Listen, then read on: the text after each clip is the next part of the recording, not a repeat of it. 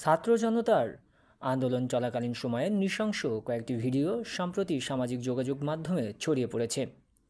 ভিডিওগুলো দেখে শিউরে উঠেছেন এদেশের মানুষ।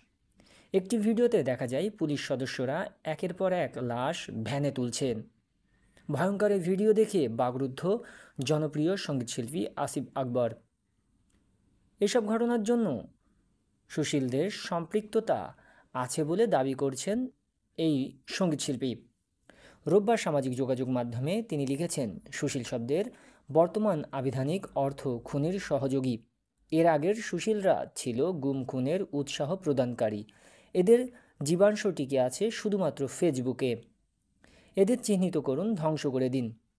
এরাই গত ১৬ বছর গণহত্যাকারীদের পৃষ্ঠপোষকতা করেছে। আর মাত্র ২০ দিনে হাঁপিয়ে উঠে বলছে, এমন স্বাধীনতাই কি আমরা চেয়েছিলাম।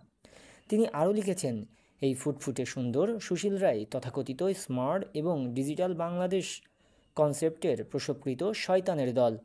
নতুন বাংলাদেশ থেকে চিহ্নিত করে দিতে হবে। তরুণ প্রজন্ম কবর দিয়েছে এদের, রচনা করেছেন নতুন ঘৃণার ইতিহাস। আমি আওয়ামী লীগ দেখেছি।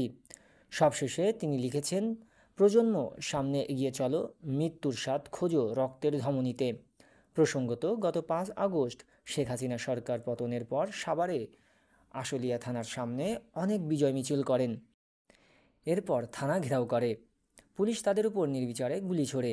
আন্দোলনকারীদের অনেকেই তখন ঘটনাস্থলেই গুলিবিদ্ধ হয়ে মারা যান। পরে পুলিশ নিহতদের একটি ভ্যানে করে অজ্ঞাত স্থানে নিয়ে যায়।